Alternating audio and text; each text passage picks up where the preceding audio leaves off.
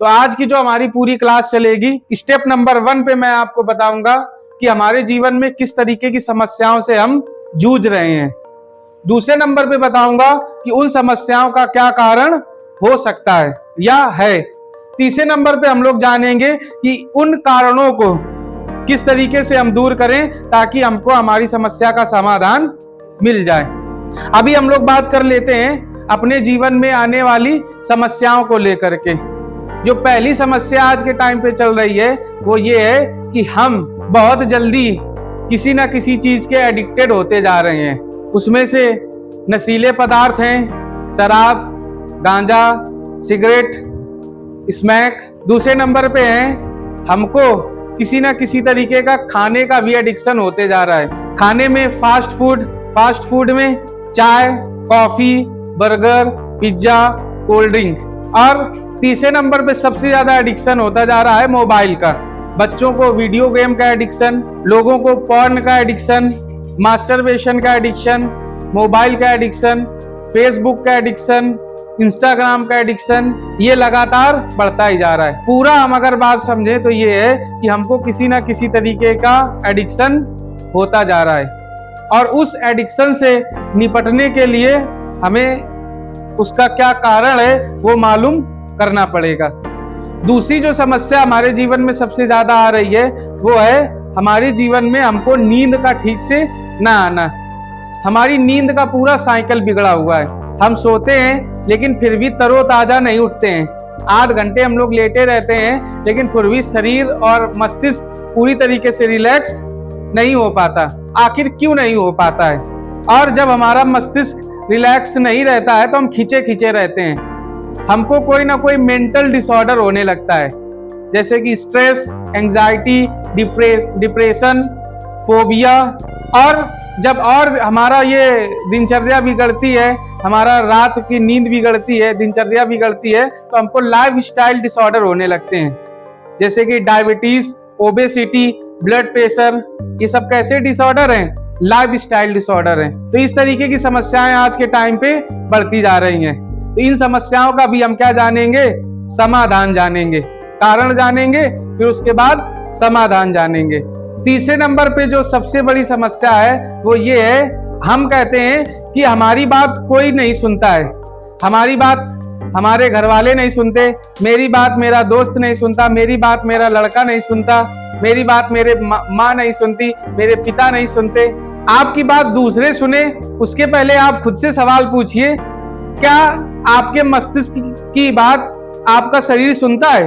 हम अपने शरीर को निर्देश देते हैं कि ये काम करना है, क्या शरीर साथ देता है? हम अपने माइंड में निर्णय लेते हैं कि कल हमको सुबह 4 बजे उठना है और जिम जाना है, लेकिन जब सुबह 4 बजे अलार्म बजता है तो कई बार बॉडी साथ देती है, कई बार बॉडी साथ। तो क्या हमारे मस्तिष्क का निर्देश, हमारे मस्तिष्क का ऑर्डर हमारी बॉडी मान रही है?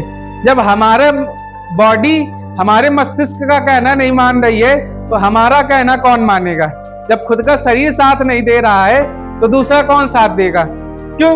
हम खुद से निर्णय लेते हैं माइंड में कि अब हम नशा नहीं करेंगे या ये गलत आदत नहीं करेंगे, लेकिन हमारा बॉडी उस समय पे कोई ना कोई दिक्कत पैदा और आदमी को मजबूरन नशा करना पड़ता है। व्यक्ति को भी समझ में आ रहा है कि नशा करने की वजह से बहुत ढेर सारी समस्याएं हो रही हैं, लेकिन वो चाह कर भी उनको छोड़ नहीं पा रहा है।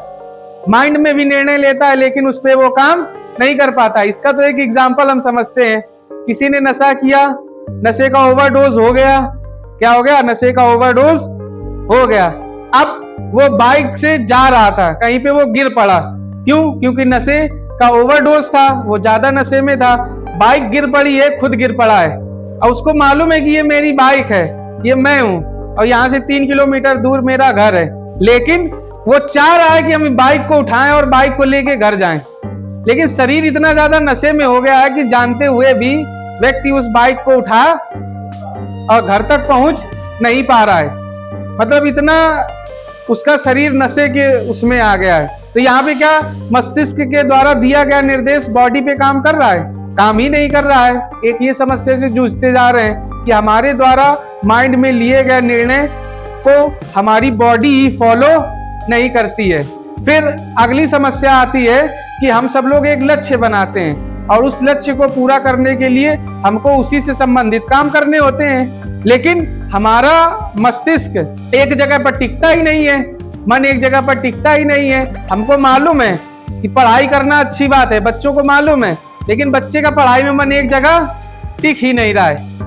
एक एथलीट को मालूम है कि हमको प्रैक्टिस करना बहुत जरूरी है, लेकिन एथलीट का मस्तिष्क एक जगह पे टिक ही नहीं रहा है। कई बार हमको भी मालूम है जॉब में, बिजनेस में, कि हमको यहाँ पे काम करना है, मेहनत करनी है, लेकिन हमारा मन वहां पे टिक ही नहीं पा रहा है। अब जब मन ही नहीं टिक रहा है तो बॉडी तो वैसे ही आलसी है, बॉडी तो वैसे ही आलसी। जब मस्तिष्क के द्वारा दिए गए निर्देश बॉडी नहीं फॉलो करती, और जब माइंड आलस से दिखा जाएगा तो बॉडी डबल आलस से दिखाएगी, और हमारे द्वारा बनाया गया लक्ष्य और जो काम पूरे करने हैं हम खुद ही नहीं करते।